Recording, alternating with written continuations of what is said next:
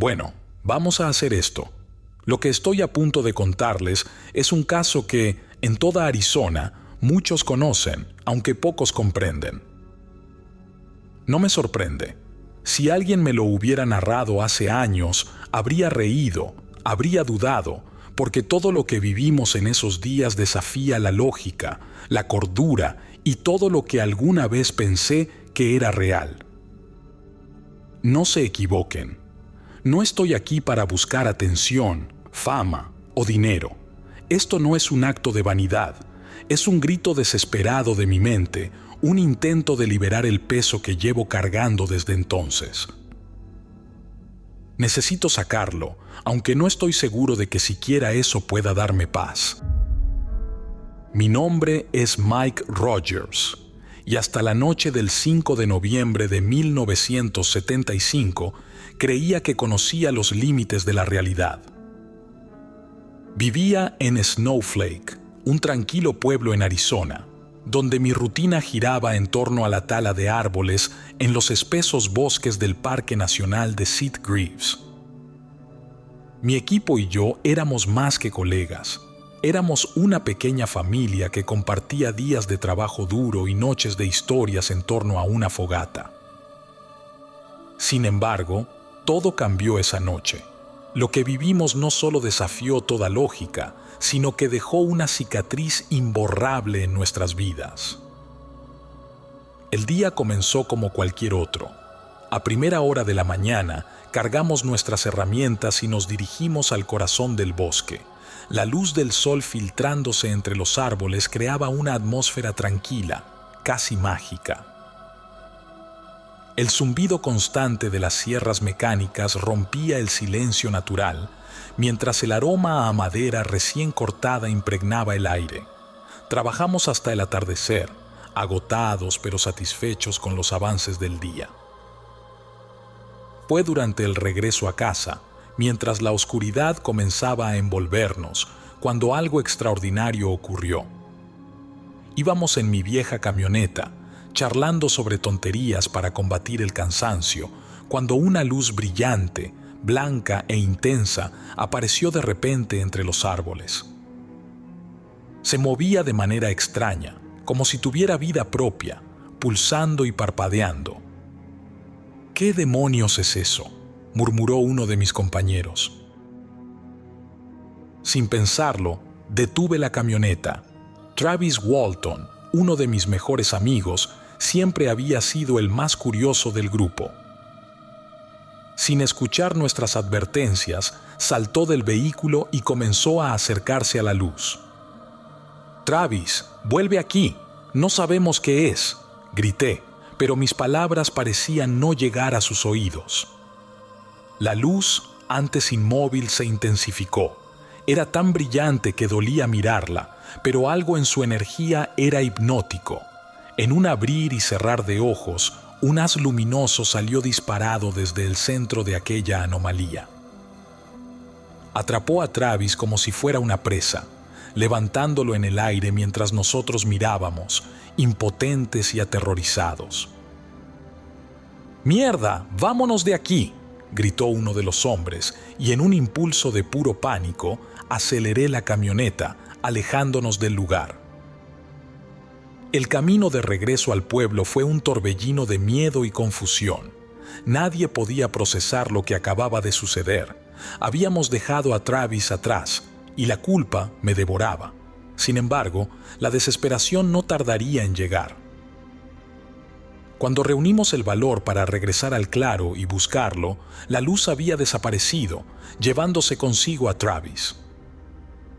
El bosque estaba en un silencio sepulcral.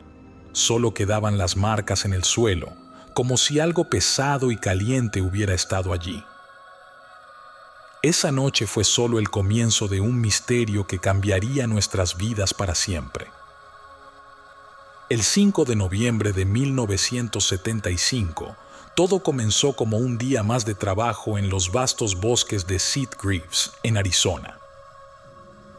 Desde temprano, mi equipo y yo nos adentramos en el corazón del bosque con nuestras herramientas a cuestas. El aire era fresco y el sonido de los pájaros se mezclaba con el eco de nuestras sierras. Pasamos horas talando árboles y limpiando el área, sumidos en una rutina que conocíamos como la palma de nuestra mano. Sin embargo, cuando el sol comenzó a ocultarse y las sombras se alargaron, un extraño presentimiento se apoderó de mí. «Vamos a terminar aquí, chicos. Es hora de regresar», dije, sintiendo un leve escalofrío que ignoré en ese momento. Subimos a mi vieja camioneta y comenzamos el trayecto de vuelta al pueblo. El camino serpenteaba entre los árboles, apenas iluminado por los faros del vehículo. La charla ligera en la cabina ayudaba a aliviar el cansancio, pero todo cambió cuando una luz apareció de repente entre los troncos oscuros. Era intensa, blanca como el fuego, y parecía moverse con una intención imposible de ignorar. «¿Qué carajo es eso?», murmuró Ken, que estaba sentado a mi lado, su voz apenas un susurro cargado de temor. La camioneta se detuvo en seco, y por un momento todos nos quedamos en silencio, observando aquella anomalía. La luz no era natural, eso era evidente. Había algo en ella que parecía vibrar en el aire, como si resonara con una frecuencia que solo podíamos sentir en el pecho.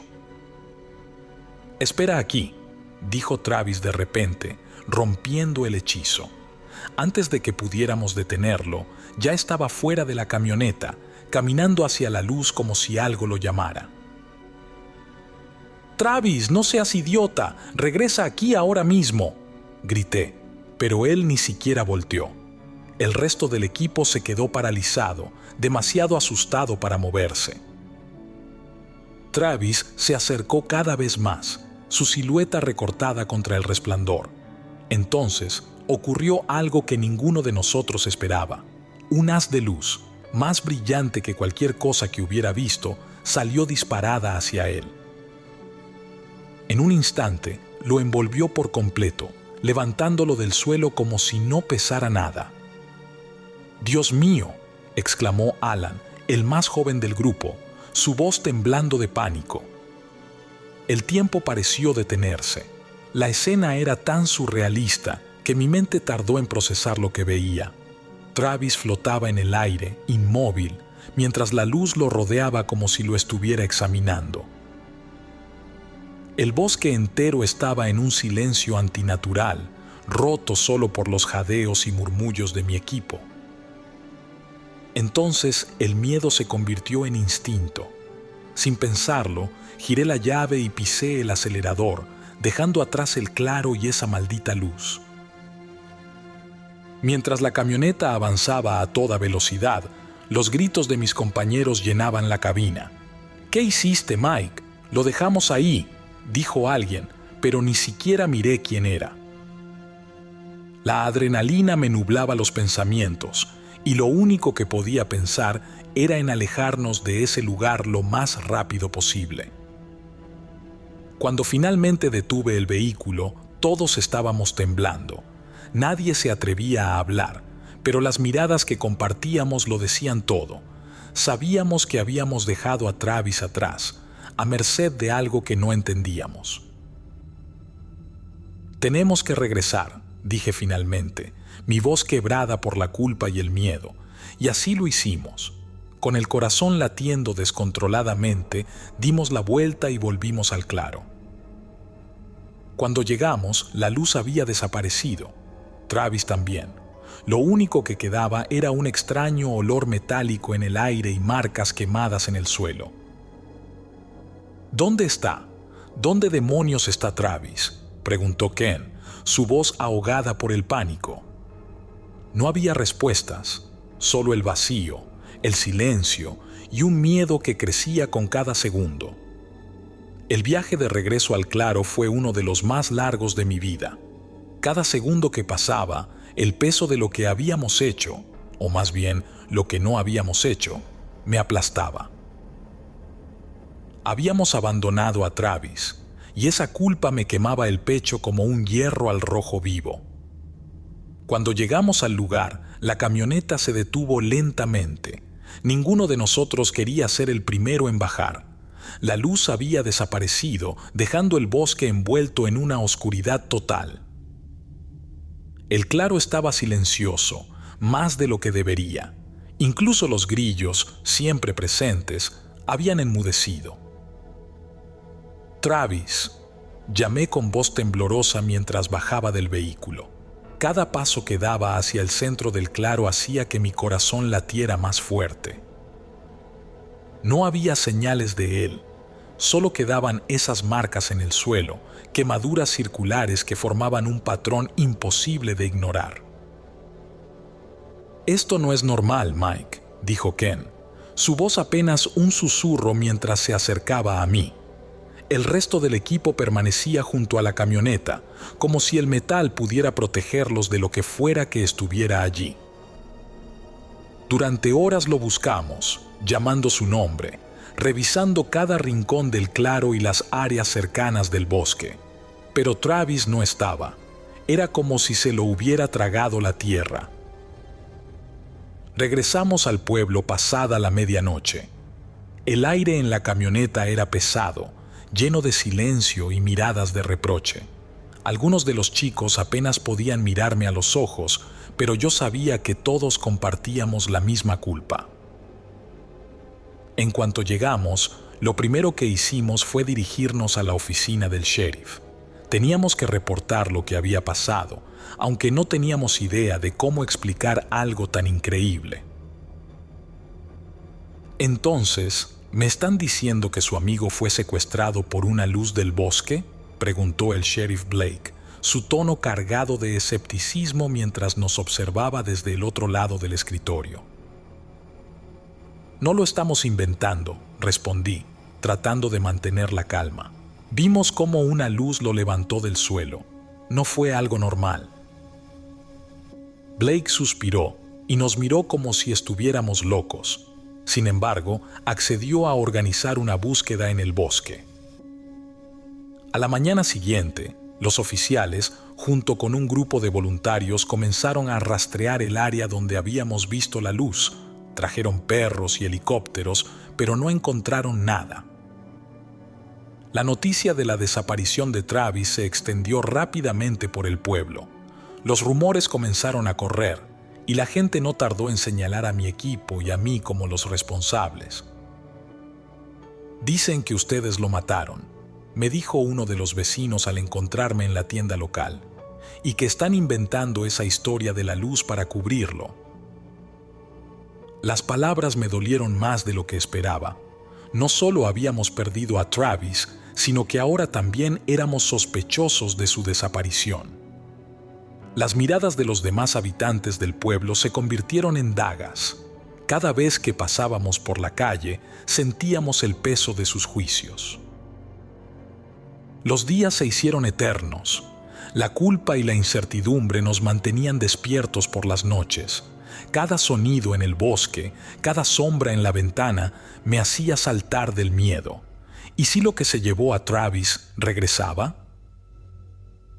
5 días después, justo cuando la esperanza empezaba a desvanecerse, recibimos una llamada en plena madrugada. Era el dueño de una gasolinera en Heber, un pequeño pueblo a unos kilómetros de Snowflake. «Creo que tienen que venir aquí. Es sobre Travis», dijo el hombre al teléfono, su voz temblorosa. No lo podía creer. Salí corriendo hacia mi camioneta y conduje hasta la gasolinera lo más rápido que pude. Cuando llegué, lo vi. Travis estaba allí, tirado en el suelo junto a las bombas de gasolina. Estaba cubierto de suciedad, deshidratado y temblando como una hoja. Sus ojos reflejaban algo que no podía comprender, como si hubiera visto cosas que ningún humano debería ver. «Travis, amigo, ¿qué te pasó?», murmuré mientras me arrodillaba junto a él. «No lo sé», susurró, su voz apenas audible. «No sé qué pasó, solo no sé». Su regreso no trajo alivio, solo más preguntas, y lo que Travis empezó a recordar pronto se convertiría en la pieza más inquietante del misterio. Cuando recibí la llamada aquella madrugada, una mezcla de alivio y temor recorrió mi cuerpo. Travis estaba vivo. Eso era todo lo que importaba en ese momento. Sin embargo, mientras conducía hacia la gasolinera en Heber, una pregunta martillaba mi mente. ¿Cómo había sobrevivido 5 días desaparecido en un bosque donde lo buscamos incansablemente? Lo encontré allí, tirado en el suelo frío, vestido con la misma ropa con la que lo habíamos visto la última vez. Estaba sucio, cubierto de polvo y con un aspecto demacrado, pero lo más perturbador eran sus ojos.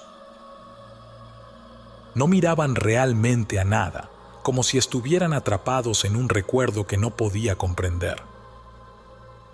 «Travis, amigo, soy yo, Mike», dije mientras me arrodillaba a su lado. Sus labios se movieron, pero al principio no salió sonido alguno. Finalmente, un susurro rompió el silencio. La luz, ellos, estaban ahí. No entendí lo que decía, pero algo en su tono me heló la sangre. Con la ayuda de los trabajadores de la gasolinera, lo subimos a mi camioneta y lo llevamos directamente al hospital. Durante el trayecto, Travis apenas hablaba, y cuando lo hacía, sus palabras eran un revoltijo de frases sin sentido, figuras, ojos, un cuarto blanco. En el hospital, los médicos lo atendieron de inmediato. Estaba severamente deshidratado y desorientado, pero por lo demás, físicamente parecía estar bien. Las preguntas, sin embargo, comenzaron tan pronto como la noticia de su regreso llegó al pueblo. ¿Dónde has estado, Travis? ¿Qué te pasó? ¿Cómo sobreviviste tanto tiempo en el bosque sin agua ni comida? Las respuestas que dio no hicieron más que sembrar más dudas. Según él, no recordaba mucho, apenas fragmentos. Habló de estar en un lugar cerrado, iluminado por una luz blanca que no parecía provenir de ninguna fuente visible. Recordaba figuras humanoides que se movían a su alrededor. Sus largos brazos y ojos oscuros lo observaban mientras no podía moverse. «Me estaban examinando», murmuró durante una de nuestras conversaciones. Había mesas, instrumentos, pero no sé qué me hicieron. Aquellas palabras me dejaron frío. Mi equipo y yo compartimos miradas incrédulas, sin saber qué pensar. ¿Era posible que Travis estuviera diciendo la verdad? ¿O su mente simplemente estaba tratando de llenar los vacíos con recuerdos fabricados? La noticia del regreso de Travis no tardó en propagarse por todo Arizona, y con ella llegaron periodistas, investigadores y hasta curiosos de los fenómenos extraterrestres. Los noticieros inundaron las pantallas con titulares sensacionalistas. Hombre desaparecido en el bosque asegura haber sido abducido por extraterrestres. Mientras tanto, en el pueblo, la división crecía. Algunos estaban convencidos de que Travis realmente había experimentado algo fuera de este mundo, mientras que otros lo acusaban de mentir para llamar la atención. «Es un engaño», decían algunos. «Todo el grupo está involucrado en esto. Seguramente lo escondieron en algún lugar para montar este circo». Aquellas acusaciones eran como dagas. Yo sabía lo que habíamos visto en el bosque, pero intentar explicarlo solo hacía que la gente nos mirara como si estuviéramos locos. Una noche, mientras estábamos sentados en mi casa, Travis comenzó a recordar algo más. «Había más que esas figuras», dijo, con la mirada perdida en el suelo.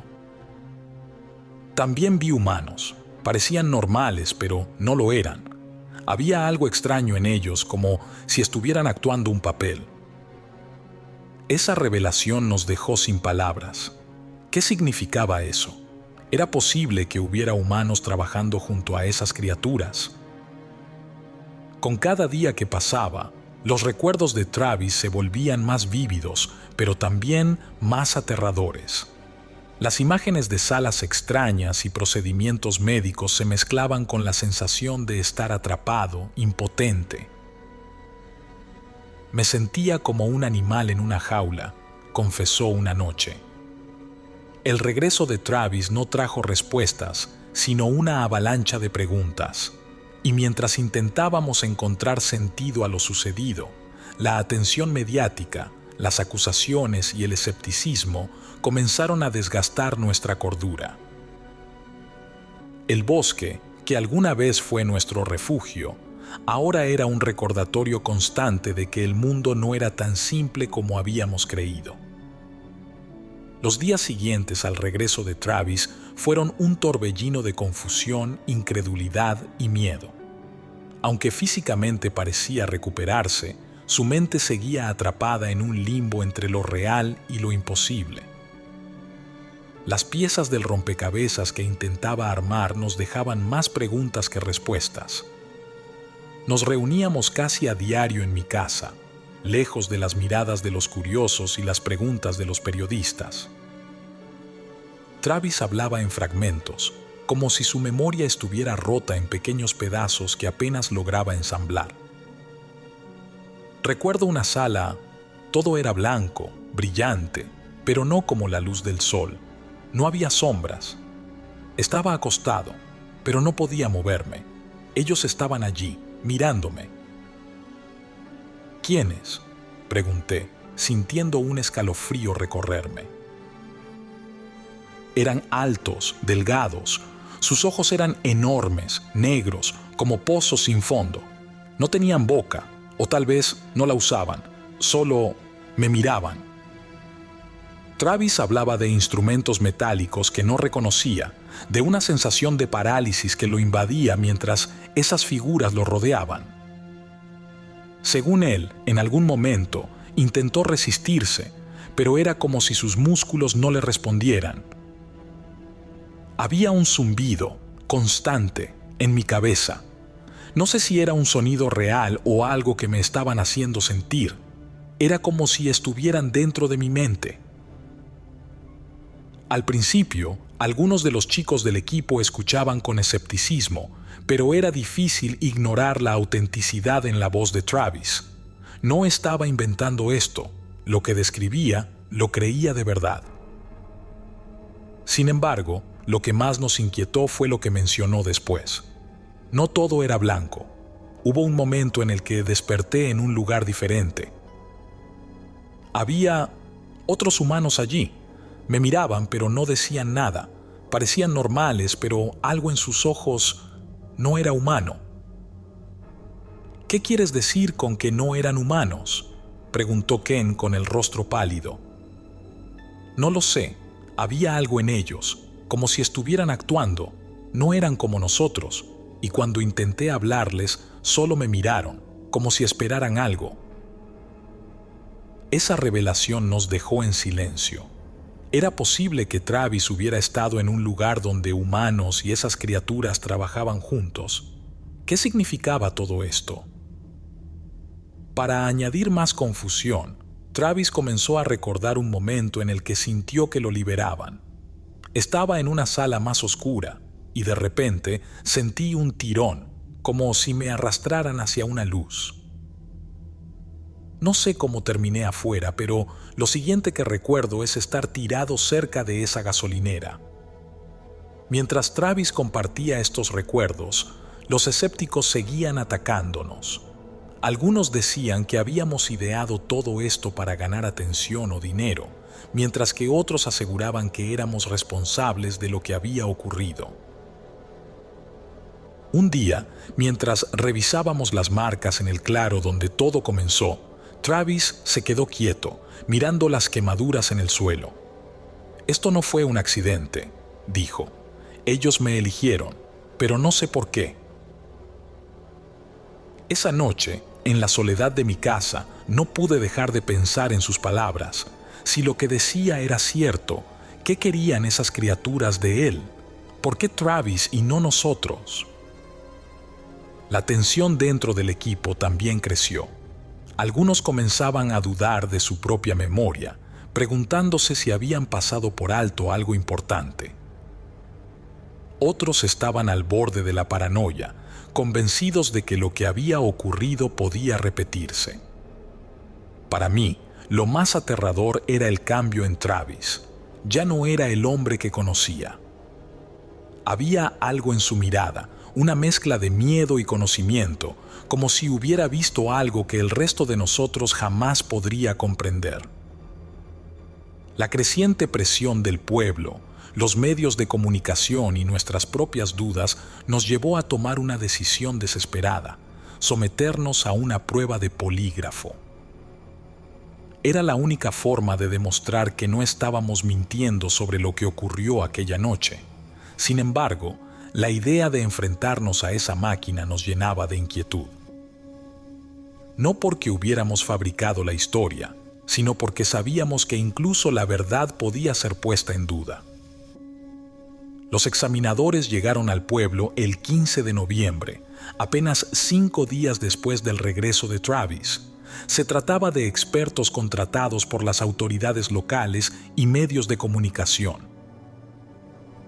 Sus rostros eran severos, imparciales, y dejaron claro desde el principio que no había margen para errores. Nos llevaron a una pequeña oficina, uno por uno, mientras los demás esperábamos en silencio. Podíamos escuchar el zumbido de los cables, el sonido de las preguntas formuladas con una calma calculada y nuestras propias respiraciones agitadas. ¿Estaba presente la noche en que Travis Walton desapareció? ¿Vio una luz en el bosque? ¿Sabe si alguien en el equipo le hizo daño a Travis Walton? El polígrafo registraba cada respuesta con trazos que parecían arañazos en el papel. Mi turno llegó rápidamente. Sentado en esa silla, con los cables conectados a mi pecho y muñecas, sentí que la máquina podía leer no solo mi pulso, sino también cada uno de mis pensamientos. ¿Usted abandonó a Travis Walton en el bosque? No, respondí, mi voz temblorosa. Y era cierto, aunque la culpa de haber huido aquella noche seguía atormentándome. Las pruebas duraron horas. Cuando finalmente terminaron, los examinadores revisaron las gráficas una y otra vez antes de dar su veredicto. Nuestras respuestas eran consistentes. Todos habíamos dicho la verdad. Al día siguiente, las noticias locales anunciaron los resultados con titulares que buscaban atraer atención. El equipo de madereros pasa prueba de polígrafo. ¿Fue real la experiencia con los ovnis? Para nosotros, esto significaba una pequeña victoria. Sin embargo, no bastó para silenciar a los escépticos. Las pruebas pueden ser manipuladas, decían algunos. La tecnología no es infalible. El sheriff Blake, quien había sido uno de nuestros mayores críticos, tampoco parecía convencido. No estoy diciendo que estén mintiendo, comentó a un reportero, pero esto no prueba que lo que dicen sea verdad. El ambiente en el pueblo se volvió aún más tenso. Algunos nos trataban como héroes que habían sobrevivido a lo inexplicable, mientras que otros nos miraban con desdén, convencidos de que éramos unos mentirosos o, peor aún, criminales. Para Travis, las pruebas no ofrecieron alivio. Aunque nuestras versiones coincidían, su experiencia seguía siendo un enigma que lo atormentaba. Las noches se volvieron insoportables para él, plagadas de pesadillas que lo hacían despertar gritando. En sus sueños, veía a aquellas figuras humanoides acercándose a él, sus ojos negros fijos en los suyos, mientras un zumbido ensordecedor llenaba el aire. «No me van a dejar en paz», dijo una noche, mientras estábamos sentados en mi porche. «Siento que aún están aquí, observándome». No supe qué responder, porque, en el fondo, yo también lo sentía. El bosque, que antes era nuestro lugar de trabajo y refugio, se había transformado en una amenaza constante. Cada sonido en la oscuridad, cada destello en el cielo, nos hacía mirar por encima del hombro.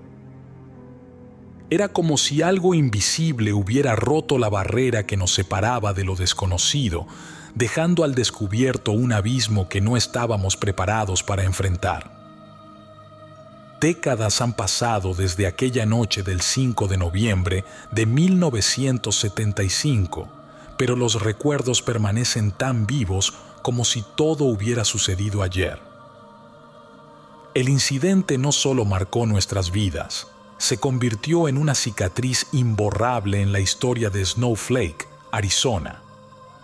Después de las pruebas del polígrafo, esperábamos que todo volviera a la normalidad, pero lo que obtuvimos fue exactamente lo contrario.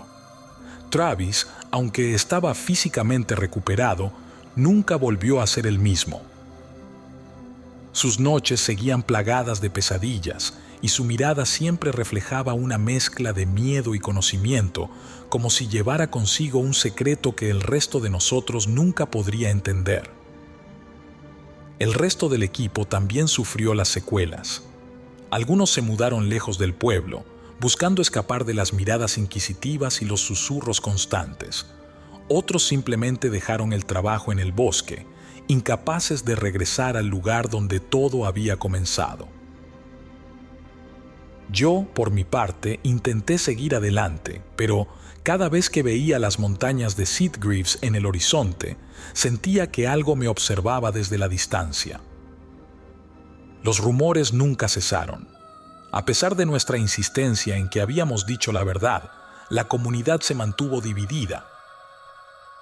Algunos nos veían como víctimas de un evento extraordinario, mientras que otros seguían convencidos de que éramos mentirosos o, peor aún, responsables de algún crimen. Con el tiempo, el caso de Travis Walton se convirtió en un tema recurrente en programas de televisión, documentales y libros sobre fenómenos extraterrestres.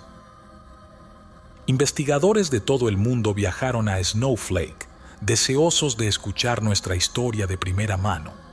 Algunos eran escépticos, otros creyentes acérrimos, pero ninguno de ellos logró resolver el misterio de lo que realmente ocurrió aquella noche.